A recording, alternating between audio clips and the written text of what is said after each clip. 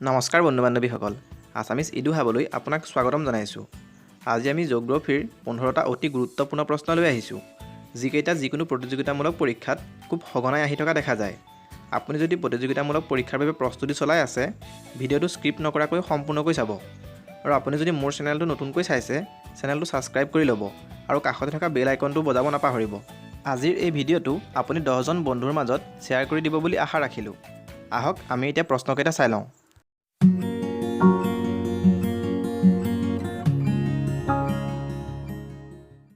আজিৰ প্ৰথম প্ৰশ্নটো হ'ল, বায়ুমণ্ডলৰ গেছসমূহৰ পৰিমাণৰ ক্ৰম কি? ইয়াৰ উত্তৰটো হৈছে নাইট্ৰজেন 78.08%, অক্সিজেন 20.93%, কাৰ্বন ডাই অক্সাইড 0.038%। বাকী গেছসমূহ যেনে জেনন, নিয়ন, হাইড্ৰজেন, হিলিয়াম আদি গেছসমূহৰ পৰিমাণ তুলনামূলকভাৱে কম। 2 নম্বৰ প্ৰশ্নটো হ'ল, কিমান উচ্চতাৰ পৰা বায়ুমণ্ডলত অক্সিজেনৰ পৰিমাণ কমিবলৈ ধৰে? ইয়াৰ উত্তৰটো হৈছে 120 কিলোমিটাৰ। পৃথিৱী পৃষ্ঠৰ পৰা 120 কিলোমিটাৰৰ পৰা লাহে লাহে অক্সিজেনৰ পৰিমাণ কমিবলৈ ধৰে। ইয়াৰ পিছৰ প্ৰশ্নটো হ'ল, পৃথিৱী পৃষ্ঠৰ পৰা কিমান উচ্চতালৈকে জলীয় বাষ্প আৰু কাৰ্বন ডাই অক্সাইড পোৱা যায়? ইয়াৰ উত্তৰটো হৈছে 90 কিলোমিটাৰ। পৃথিৱী পৃষ্ঠৰ পৰা 90 কিলোমিটাৰ উচ্চতালৈকে জলীয় বাষ্প আৰু কাৰ্বন ডাই অক্সাইড পোৱা যায়।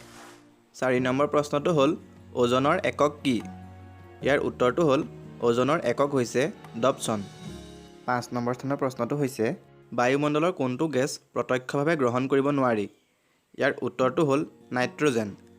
জৈৱিক ঘটকসমূহে নাইট্ৰজেনক প্ৰ'টিন তৈয়াৰ কৰিবলৈ ব্যৱহাৰ কৰে আৰু নাইট্ৰজেন চাইকেলৰ সহায়ত জীৱই নাইট্ৰজেন আহৰণ কৰে। ইয়াৰ পিছৰ প্ৰশ্নটো হ'ল, বায়ুমণ্ডলৰ প্ৰধান স্তৰ কি কি? ইয়াৰ উত্তৰটো হৈছে, বায়ুমণ্ডলৰ প্ৰধান স্তৰ 6টা। সেইকেইটা হৈছে টপ'স্ফিয়াৰ, ষ্ট্ৰেট'স্ফিয়াৰ, মেছ'স্ফিয়াৰ, থাৰ্মোস্ফিয়াৰ, আয়নোস্ফিয়াৰ আৰু এক্সোস্ফিয়াৰ। আজিৰ 7 নম্বৰ স্থানৰ প্ৰশ্নটো হৈছে, পৃথিৱীৰ পৰা ওপৰলৈ গৈ থাকোঁতে উচ্চতাৰ সৈতে তাপমাত্ৰাৰ পৰিৱৰ্তনৰ মাত্ৰা কিমান? ইয়াৰ উত্তৰটো হৈছে, প্ৰতি 165 কিলোমিটাৰত 1 ডিগ্ৰী নিম্নগামী হয়। 8 নম্বৰ স্থানৰ প্ৰশ্নটো হ'ল, ষ্ট্ৰেট'স্ফিয়াৰ কিয় ইমান শুকান?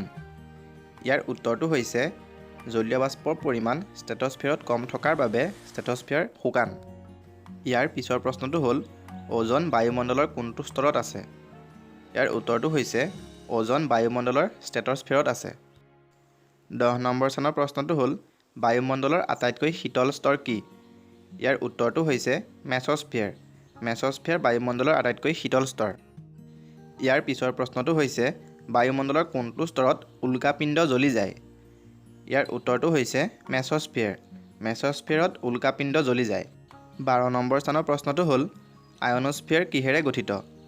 ইয়াৰ উত্তৰটো হ'ল, ইলেক্ট্ৰিকেলি চাৰ্জ অণুপৰমাণুৰে গঠিত। ইয়াৰ পিছৰ প্ৰশ্নটো, ষ্ট্ৰেট'স্ফিয়াৰত উৰাজাহাজ উৰাবলৈ কিয় সহজ? উত্তৰটো হৈছে, ষ্ট্ৰেট'স্ফিয়াৰত উৰাজাহাজ উৰাবলৈ সহজ কিয়নো এইটো স্তৰ বতাহ আদিৰ কাৰণে অসন্তুলিত জলবায়ুৰ পৰা ওপৰত থাকে।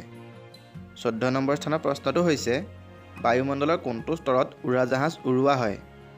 ইয়াৰ উত্তৰটো হৈছে টপ'স্ফিয়াৰ। বায়ুমণ্ডলৰ টপ'স্ফিয়াৰত উৰাজাহাজ উৰুওৱা হয়। আজিৰ অন্তিম তথা 15 নম্বৰ স্থানৰ প্ৰশ্নটো হৈছে, কৃত্ৰিম উপগ্ৰহসমূহ ক'ত স্থাপন কৰা হয়? ইয়াৰ উত্তৰটো হৈছে, কৃত্ৰিম উপগ্ৰহসমূহ এক্সোস্ফিয়াৰ স্তৰত স্থাপন কৰা হয়। বন্ধু বান্ধৱীসকল, আজি প্ৰশ্নসমূহ কেনে পালে আপোনালোকে মোক কমেণ্ট কৰি জনাব আৰু আপোনালোকৰ যদি কিবা পৰামৰ্শ অথবা উপদেশ আছে মোক কমেণ্ট কৰি জনাব নাপাহৰিব। এনেধৰণৰ গুৰুত্বপূৰ্ণ ভিডিঅ'সমূহ পাই থাকিবলৈ মোৰ চেনেলটো ছাবস্ক্ৰাইব কৰি ল'ব আৰু কাষতে থকা বেল আইকনটো বজোৱাৰ লগতে লাইক আৰু শ্বেয়াৰ কৰিব নাপাহৰিব। ধন্যবাদ।